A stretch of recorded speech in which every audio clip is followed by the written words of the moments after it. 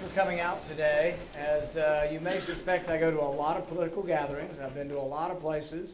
In the last week, we've been to Seattle, Spokane, Coeur d'Alene, Alaska, Anchorage, Fairbanks, you name it. I've been to a lot of places. But about a month ago, I was at a political barbecue in Kentucky, and the guy in front of me he was getting 2 plates of food. And I said, "You're not going to live very long eating like that." And he looked back at me kind of cross, and he said, "Well, my granddad lived to be 105. And I said, "Well, your granddad didn't live to be 105 eating like that." And he said, "No, he lived to be 105 by minding his own business." So sometimes I think we could sum up our political philosophy by saying we want a government that minds its own business. There's a lot of things out here in Idaho that nobody in Washington has a clue about. They don't know whether your teachers are good. They don't know anything about your curriculum. They don't know anything about your family. They apparently don't know anything about your forests or how to put out fires or how to prevent fires. So maybe we ought to leave most of that decision making to the people. You know, it's really what our founding fathers thought. The founding fathers listed a few things, 17 or 18 powers that they gave to Congress. Article 1, Section 8. They listed these powers out, but everything else was supposed to be left in the states and to the people. The federal government wasn't supposed to do much. And there's a good reason why you don't want them to do much, because they don't have to balance their budget. They've got a printing press, and it's been working overtime. It works 24 hours a day, but printing up all that money, creating all that money to pay for the debt leads to problems. It leads to dislocations in the economy, the housing bubble. Everybody was reassuring. Everybody said, well, housing prices have gone up ever since 1937 and they've never gone down. Well, they did go down in 2007 by about a third. But why did this happen? Some people said, well, it was greed. It was greed and capitalism caused this. But you know what? We've had capitalism since the beginning of our country. People have always been self-interested. In fact, if it's your money or your business, you're greedy. But if it's mine, I'm just self-interested. You know, the thing is that is sort of a false argument. We're blaming it on our own freedom. We're blaming it on the system that made us the greatest and richest country in the world. You know how rich we are? We are so rich that we're also the most humanitarian. We're the most giving country in the world. Privately, our country, the citizens of our country, gave away $386 billion in 2014. That doesn't happen in Cuba. Doesn't happen in Russia. Doesn't happen where you have these command economies, these centralized economies. It happens when you have freedom. So we want to be left alone because we want to be more free. So we want small government so we can have more freedom. But it also just turns out there's a great side benefit, prosperity. But if this is going to continue, we have to understand, respect, and revere the system that our founding fathers created. And too much disdain is heaped on it. Too many people said when the panic happened in 2008 that it was a failure of capitalism. So what was the answer? More regulations. We piled regulation upon regulation. When we were attacked on 9/11, people said, well, maybe there wasn't enough government. Maybe we had too much freedom. If we just give up some of our freedom, somehow we'll be safer. We have to have the debate. And you have to understand that our brave young men and women who you've sent to fight for us, that when you see them come back and you see the suffering and the injuries that they have sustained, realize what they fought for. I know a young man who lost both legs and an arm, and I asked him, what did you fight for? And he said, the Constitution. You take an oath. He was there fighting for the Constitution. And we can have various agreements about which wars we should be involved with, but the thing is, our soldiers are fighting for our Bill of Rights. They're fighting for our Constitution.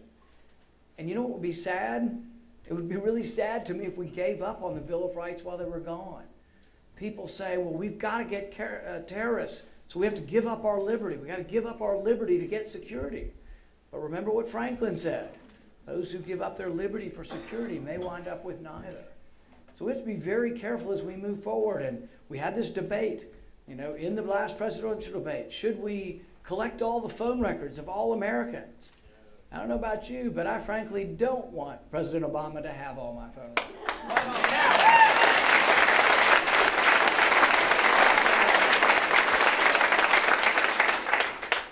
I stood for 10.5 hours on the Senate floor because I believe in your right to be left alone. Justice Brandeis put it this way. He said the most cherished of rights among civilized worlds or civilized societies is the right to be left alone. And then some will counter and they'll say, well, it's not in the Constitution. It doesn't say right to be left alone. It doesn't say right to privacy. These people misunderstand the Constitution. They misunderstand the Bill of Rights. There was a big debate when they talked about whether or not to add the Bill of Rights. Some said, I'm not voting for the Constitution without a Bill of Rights. But others said, if we list the rights, the people will think that's a complete listing and they'll think that's all the rights we have. So that's why they added the Ninth Amendment, and it doesn't get enough attention paid to it. The Ninth Amendment says that those rights not listed are not to be disparaged. You do have a right. Your rights come naturally from your Creator. The Constitution codified them, wrote them down, but the Constitution didn't create them. You have a right to be left alone that precedes all government. You have a right to your property, and you have a right to the fruits of your labor that precedes all government. But the government did write it down, and it's guaranteed to us, and by golly, we got to stand up and fight for it. We have one Republican running for the nomination who said that the one thing he likes most about President Obama is that he's the collection of our phone records, and that he's just fine and dandy with this. Some people say, if you have nothing to hide, you have nothing to fear. Well, if that's the new standard for the country, I'm quite disappointed. If you have nothing to hide, you have nothing to fear. So unless you're a bad person, you really shouldn't care about privacy. That's sort of a step down from innocent until proven guilty. I'm a believer that really our standards are incredibly important. It's what makes us unique as a country. I think it's antithetical to every concept of freedom that we would just say, you have nothing to hide, you have nothing to fear. The thing is a lot of people might want to have privacies. You can say, well, we want to be private because not everybody agrees with us. Some people came to Idaho and came to Utah because they were fleeing religious persecution. Some people came out here because they didn't like big government. But there we go. Got a few of them in the audience. But the thing is if we don't stand up and protect it, we're going to lose it. Government is becoming so enormous that it's gobbling up all the resources. We have the highest taxes in the world now. There are socialized countries that have lower taxes than us. I am embarrassed to compliment Canada. Canada has lower business taxes than we do. The corporate income tax is 35% in this country. Canada, it's 15%. Burger King reincorporated in Canada this year. We have dozens and dozens of corporations leaving us. When you worry about American jobs and you worry about having more American jobs and American companies are being chased overseas by a 70,000-page tax code. You know what I say? Let's scrap the whole damn thing and start over.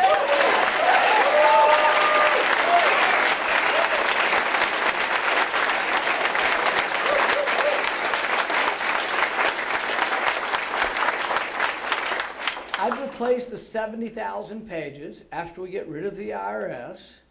I'd replace the whole thing with a tax code that allows you to file your tax return on one card. 14.5% for individuals, 14.5% for business. You know what you'd find? Instead of companies fleeing our country, companies would be beating down the door wanting to come to America. We've got a great country. We have wonderful resources. We have a skilled labor force. We have all kinds of reasons companies would want to come here. But they will beat down our door if we will get rid of the tax burden. The regulatory burden is just as big. The regulatory code is 70,000 pages. And I'll tell you, one of the most disappointing things for me when I got to Washington was discovering that, you know what? The bureaucrats have more power than Congress. Congress gave up its power long ago, and the worst regulations, the regulations that cost the economy and cost you more money than anything else, we won't even vote on them. The greenhouse gas regulation they're putting forward, we're not even going to get to vote on it. When we did vote on it, we voted against doing it. And yet the president, you've heard what he says, he's got his pen and he's got his phone, and he's just going to do whatever he wants. The worst thing that has happened under this president, people say, what's the worst thing? Was it Obamacare? That was really bad. Was it the banking regulations? Those were terrible. But the thing is it's not that. If you want to sum it all up and say, what did President Obama do to this country? What is he doing to this country? It's the collapse of the separation of powers. Madison said that what we would have is co-equal branches of government, and that we would pit ambition against ambition. The ambition of Congress to hang on to its power, and the ambition of the president to take it away, and vice versa. And we would have equilibrium. They would fight it back and forth, but that would be good, and they would check each other. So no one branch of government gobbled up too much power. But it's been going the wrong way. This president, once we defeated him in 2010 and again in 2012, what happened is he just decided he'd go his own way. But it didn't just start with President Obama. Republicans have done it also. We get a Republican president and a Republican Congress, and they say, well, that's our guy or that's our girl. We're just going to let them do what they want. That's the problem. The law isn't about saying, oh, we've got good people in charge, so we don't care what the law is. Often people will say, but I'm a good person. I won't do X with the law. But that's not what the law is about. The law is about the time when we don't have angels ruling us. Madison said that if government were comprised of angels, we wouldn't need the rules. We need the rules because government's often not comprised of angels. But you also need the rules because what the Constitution is about is not binding you. It's about binding and restraining government. It's about the restraint of power. We've been fighting this battle. It's not a new battle. We started this probably at Runnymede in 1215 with the Magna Carta when we told the king, back off. And this tradition's been going on for 800 years, 900 years almost. But this is what is at stake here. This isn't about, blather from some reality TV star, all right? This is about the fight to retain the power of the people, to retain the power in the people and the states. It's about whether or not you need or you believe that Washington creates jobs or Boise creates jobs. We have two sectors of the economy. I'm looking at one. You are the productive sector. And then when I'm in Washington, I'm looking at those who don't produce anything. So the question you have to have is, do you want more money left in Boise or do you want it sent to Washington? It's as simple as that. The problem is, and I think Raul would back this up, in Washington they've been beaten down, the establishment runs the place. They're not for tax cuts any longer. You know what the Republicans are for? They're for revenue neutral tax reform. What does that mean? That means half of you pay more, half of you will pay less, and they'll shift the burden around and say, oh, but we simplified the code. I tell people, look, if that's what we're for, I'm going home. I have no desire to be in Washington to shift around the tax burden. I want to make government smaller. You want your government to be smaller?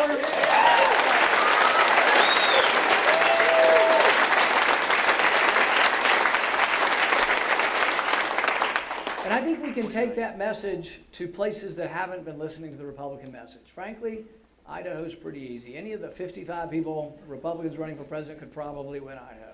And that's great. We love you. We love having Idaho. But we got to figure out how to win Illinois, Pennsylvania, Ohio, Michigan, the old industrial states. And there is a big debate. You'll read the pundits and watch these Republican establishment hacks, let's call them what they are. You watch them on TV. And what do they say? We need to dilute what we stand for. We need to give up on being too principled, and we need to become Democrat-light, and if we were Democrat-light, we could win again.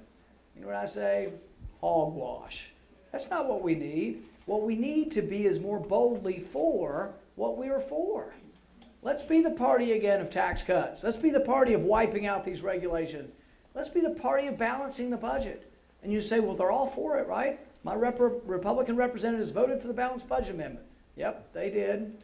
See how many of them voted for my budget that actually would have balanced the budget. That's the thing is, everybody in the abstract is for balancing the budget. But put pencil to paper and actually cut out some things that people might say, you're cutting that, and then everybody backs away. So in fact, the advice, and I've heard this many, many times privately, don't ever write it down. We're the party of the balanced budget, but we're not actually the party of actually balancing budgets. And that's the real problem. It's why I ran for office. The whole Tea Party movement that got started around 2008, 2009 were people who were upset with Republicans who said they were conservative and then never did what they said they were going to do. Government got bigger under Republicans. They added new entitlement programs, and the debt got bigger. Now it's getting bigger, worse under the Democrats and the Republicans, but I don't want to be the party of the less bad. That we do a less bad job with the deficit. We add less debt, but we keep adding debt. No, I want to be the party that says we're going to grow the economy gangbusters by cutting taxes dramatically, balancing the budget, and making government smaller again.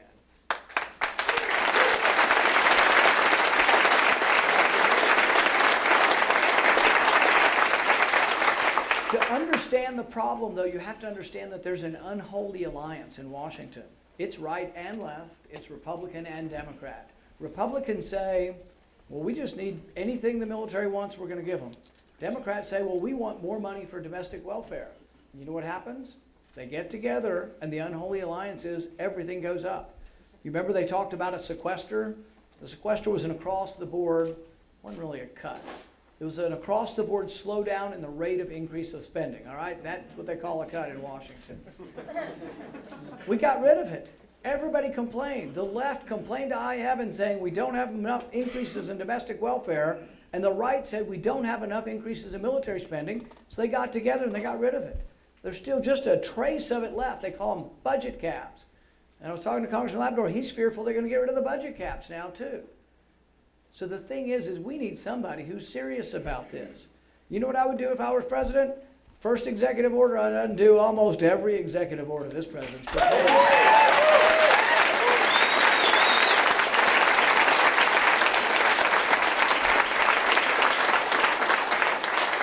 And if Congress appropriated money and told me to spend it on X, I'd do what I'm told, but I might just spend half as much and send some back. What do you think they would do? That's a court case I would love to have. A president gets the job done for half as much and refuses to spend the rest of the money. Wouldn't that be a fun fight to have in Washington?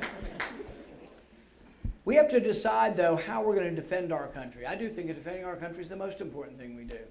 Without question, the number one priority of the federal government, which is under the Constitution, which is legal, which is moral, which is just, which is necessary, is defending the country. That doesn't mean a blank check for the Pentagon, frankly. We need to audit the Fed, but we ought to audit the Pentagon.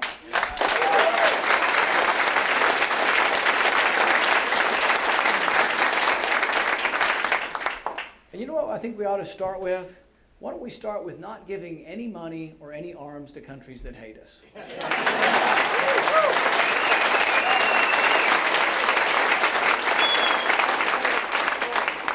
We had this debate the other night on the presidential debate. They said, how are you going to stop ISIS? I said, first we should just quit arming them. They ride around in $1 billion worth of U.S. Humvees. They pay their soldiers with $1 billion of cash we left behind. They have anti-tank weapons, U.S. anti-tank weapons. They have U.S. tanks. They're doing suicide attacks in U.S. Humvees. How did they get them? We gave them all to the Shiite government in Baghdad. Who is the Shiite government in Baghdad allied with? Iran. Oh, I thought Iran was our enemy. Oh, they're our friend at certain times and our enemy at other times. So we gave all this money, trillions of dollars, and some Republicans will say, well, we just didn't stay long enough. How long do they want to stay? A century? A millennium? We did stay a long time. We gave them a lot of weapons. And you know what the Iraqi army does? You know what they're the best at? Running. I said, if you want to spend more money over there, buy them tearaway uniforms so they can tear them off before they run. Now that's a little bit mean. But all of the territory that is now occupied by ISIS is Sunni Muslim territory. The army are Shiites. They've been killing each other for 1,000 years. The Shiites are never going to take those cities back. You need Sunni Muslims to fight. So who should you give arms to? We've given trillions to the Shiites. Why don't we give some to the Kurds? They will fight to the death. We have $7 billion worth of equipment in Afghanistan rotting. We're destroying some of it. Why don't we drop it off with the Kurds? They won't do it because, oh no, it has to go through Baghdad. Well, the Shiites don't like the Kurds because they're Sunni also. So they don't give them the weapons they need to fight. This goes on and on and on. In the neighboring war, the Syrian civil war that's been going on for 5 years before ISIS got going, they said, well, we need to support the moderates. Let's send weapons to the moderates. And in the Foreign Relations Committee, I raised my hand. I said, well, who are these people? Who are these moderates? There's 1,500 Islamic groups there fighting against Assad. And so I was told, well, the people we're going to arm, this was from our ambassador. He said it's inevitable that the people we arm will fight alongside Al-Qaeda. I was like, really? So we're going to give arms to people who are allied and fighting next to al-Qaeda? They said, oh yes, but we're only going to give them to the moderate Muslims over there. And I said, well, how do you define moderate? Do the moderates recognize Israel? Oh, heavens, no. Do the moderates like America? Well, maybe. Until they're done with Assad. In fact, some of them said they will use the weapons that we give them. When they're done with Assad, they'll use them on Israel. So it doesn't make a whole lot of sense to me what we're doing over there. And you know what I said? I said the great irony is that we'll be back to fight against our own weapons. Sure enough, that's sort of where we are again. But I'll be honest with you. If you want to go back, if you want 500,000 of our young men and women back over there in a major land war, if you want another 15 years of war, I'm not your guy. If you want to be involved in war over there, there will always be a Bush or a Clinton for you.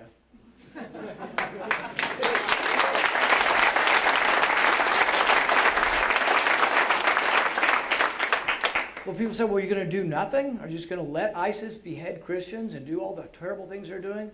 First, I'll quit arming them. Second, we can help. We can be a part of trying to stop ISIS. We can amplify those who will fight against ISIS, those who live there. But you can't win a war if the people who live there don't care enough to fight. People there have to fight. They need to step up. And frankly, there have been a lot of people over there who haven't been very helpful. A lot of people with a lot of money, a lot of our money. We bought their oil. They've got billions and billions and trillions of dollars of U.S. money, and they give to the wrong side. The Saudis have been funding radical Islam around the world, in our country, and in the Syrian war. They just indiscriminately poured weapons into that war that probably wound up in the hands of ISIS if it didn't go directly to ISIS. In fact, one CIA analyst said, he said, you know, the moderates, the ones we're arming, he said the only thing moderate about them is their ability to fight. And that's true. When we give them weapons, it's a conduit, it's a stopping point for someone taking them that is stronger and more radical than they are. So what have we said? We still have to train them. We spent $500 million over the last year training the Syrian moderates. You know how many we trained in a year? 60. So we spent half the money. We spent $250 million on 60 fighters, about $4 million a fighter. And so you know what we did last week? We said, let's reintroduce them 5 at a time. I'm no military genius. Why would you put 5 people into any battle? You know what happened? In 10 minutes they were captured. So we spent $4 million per fighter training them. We put them back in, and in 10 minutes al-Nusra captured them. Who is al-Nusra? The people we fight alongside of, but they're also radical jihadists. They're Islamists. They're a little bit different than al-Qaeda in that they may hate us slightly less, but they still hate us as well. They capture the people we trained. It's crazy, and you have to think, we've got to think, is it working? So I'm a lot different than the rest of the candidates. If you want more war, if you want to be back in the Middle East, you're looking at the wrong guy. But wouldn't you like to have at least one choice who believes, as Reagan did, that we should have a strong defense, strong enough to deter and repel any attack, who believes in peace through strength, who wants a strong military, but says, you know what, when we fight, Congress should approve of it. We should have rules of engagement where we win and we don't fight with one hand behind our back, and when we win, we come back home.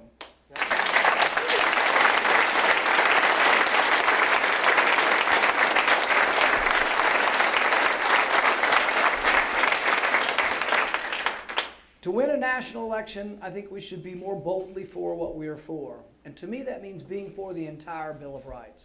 You got 55 Republicans or so running for the presidency. And you know, most of them are good on the Second Amendment. You know, most of them are pretty decent on the Second Amendment. I'm a firm believer in the Second Amendment. Even in the midst of, you know, terrible tragedy, when I'm asked questions, I'm going to defend the Second Amendment. If you don't believe I'm for the Second Amendment, come to my house unannounced. But the thing is that if you want to defend the Second Amendment, you got to believe in the Fourth Amendment. If the government can come in your house without a warrant, if the government's going to treat us all like we're all potential terrorists and collect all of our records all the time, publish our gun records online and let everybody know who owns and who doesn't own a gun, that's a problem. But that's a violation of the Fourth Amendment. You got to defend the Fourth Amendment to defend the Second Amendment. You have to be able to protest and speak out for the Second Amendment. You got to have the First Amendment. We've got to defend the First Amendment because we have to defend religious liberty. And I've told people, you know what? They say, when are you going to fight? I said, look, they're not coming in my church. That's when you resist, and I mean fight in a figurative sense. I'm probably not fighting anybody. You see how big I am. But it is the time when you resist. When the government says they're coming in your church, that is the time to say, we're not going to let you. We're not going to submit our sermons. We're not going to say what's right and wrong. We're not going to have any of that. So you have to defend religious liberty. You've got to defend the First Amendment. You've got to defend the entire Bill of Rights. The Fifth and Sixth Amendment are about justice. You want to attract new people into our party? Let's become the party of justice again. The one who says, you know what? Private property should never be taken from one individual and given to another one on the pretense that, oh, we're transferring it because the second person over here pays more taxes. This is the theory and the logic of the Kelo case. Anybody remember the Kelo case? One of the worst Supreme Court cases of the last dozen years. In 2005, the Supreme Court ruled 5-4 that you can take private property from one owner and give it to a retailer because a retailer is going to pay more in taxes. Or the casino owner, Trump. There was a woman named Vera Koking. All she wanted to do was be left alone. She'd lived in her house for 30 years. Unfortunately, the land next to her got bought as a casino, but she stayed. She wanted to keep her house. Donald Trump wanted a parking lot for limousines for the casino, so he had the government condemn her house and take her house. So any of you are flirting with the notion that Donald Trump believes in limited government, he's a guy that's been on the wrong side of every issue of the last 30 years. For Obamacare.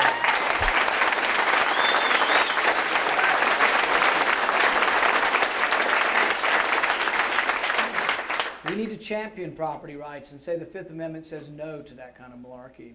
The Sixth Amendment says you have a right to a trial by jury. And you say to yourself, well, who could possibly be against the right to a trial by jury? Well, we had this debate in our country. We had it in 2011. You lost some of your rights, a significant part of your rights in 2011.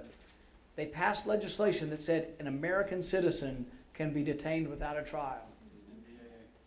So we were having this debate on the Senate floor, and I don't like to make it personal, but was with a senator from Arizona.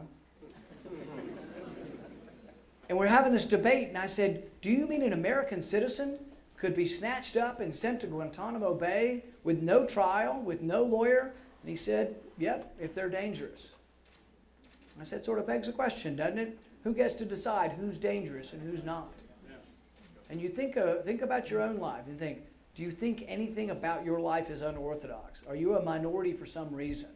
You say, well, you know, I'm not a minority. Look at the color of my skin. You can be a minority because of the color of your skin or the shade of your ideology. You can be the minority because of the church you go to. You can be a minority because you believe in the Constitution. You can be a minority for a lot of different reasons. That's what the Bill of Rights is about. It's about what your day in court would be about if you're falsely accused. The Department of Justice has put out some characteristics of people who might be terrorists. So you might want to know about this before you give up your right to a trial. Missing fingers. Anybody ever met a farmer that was missing fingers that wasn't a terrorist? Stains on your clothing. That could be me jostling on the way to the airport with my coffee. People who like to pay in cash. People who have multiple guns in their house. I'm not going to ask for a raise of hands tonight. My favorite one's this. People who have changed the color of their hair recently. That's all, so I'm not going to ask for anybody to raise hands on that as well. These are people who have the characteristics, they might be terrorists. The government tells you you should report them if they're your neighbors. That's a whole other question, whether or not we ought to have the government having everybody spy on their neighbor. But the thing is if those are the characteristics of terrorism, I don't know about you, but I damn sure want my attorney, and I want my day in court before I'm put in jail. That's a real danger. It's a recipe for disaster. You know, I'm thinking of this debate, and I'm thinking about, you remember Richard Jewell? Everybody said he was the Olympic bomber. It was about 15 years ago, Centennial Square in Atlanta. He fit the profile. He had glasses. I see some of you out there. He was an introvert, and he had a backpack. And so everybody said, oh, he must be the bomber. And all the television said, oh, he's a bomber, he was the bomber. They convicted him. They all had to give him millions of dollars later because he wasn't the bomber. But when I think of Richard Jewell and I think of the right to a trial by jury, when I think of innocent until proven guilty, I think, what if he'd been a black man in the South in 1920? He might not have lived the day. You can be a minority for a lot of different reasons, for your religion, for your ideals, for what you choose. You can have no religion and be a minority. There are a lot of reasons why you can be a minority and why we have to protect our rights. As we fight against people who attack us, we can't be passive. People say, well, how will we get the records of terrorists? Use the Fourth Amendment. Call a judge. If there's a rapist or a terrorist or a murderer in Boise tonight at 3 in the morning, the police obey the Fourth Amendment every time. You know what they do? They'll stand on the front lawn, they'll stand on the sidewalk, and they'll call a judge. Do you think any judge in Boise is going to say, oh, well, yeah, we think it's a rapist inside, and the neighbors said they saw him go in there 2 hours ago? Do you think any judge in Boise is going to turn down the warrant? It almost never happens. But you want them to make the phone call, not because you distrust your police, but because you separate the power. So someday someone doesn't decide, let's round up the Catholics, or let's round up the Mormons, or let's round up the evangelical Christians. You don't want people to have that power. So we separate the power, not because we think that people are bad people, but because you want to have the checks and balances of the power. You know what? I think if we became the party that defends the Sixth Amendment, that if we become the party that defends justice for all, the poor, the joblessness, the people who are the ones caught up in our criminal justice system, if we became the people who defended their rights, if we defend the rights of those, if we defend the Sixth Amendment with the same passion that we defend the Second Amendment, you know what? We're going to rock and roll to victory. We're going to be the dominant party, the biggest party in the country. We're going to win the presidency. That's a party I want to be part of, and I hope you do too. Thank you very much.